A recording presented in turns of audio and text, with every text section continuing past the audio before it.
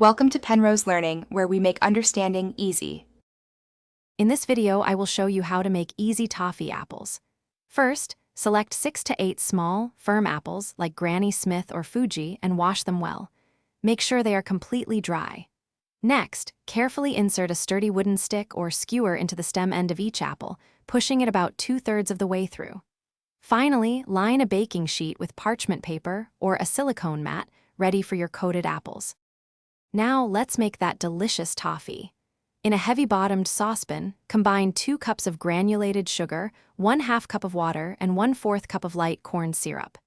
Heat this mixture over medium-high heat, without stirring, until it reaches 300 degrees Fahrenheit or 149 degrees Celsius on a candy thermometer.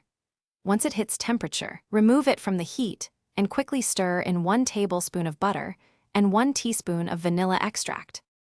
With your toffee ready, it's time to coat the apples. Carefully dip each apple into the hot toffee, tilting the pan if needed to get good coverage. Rotate the apple slowly to ensure an even, thin layer of toffee. Lift the apple, letting any excess toffee drip back into the pan for a few seconds. Then, place the coated apple onto your prepared baking sheet. Almost there. Once all your apples are coated, let them cool completely on the prepared baking sheet. This usually takes about 30 to 60 minutes at room temperature, or you can speed it up slightly in the refrigerator.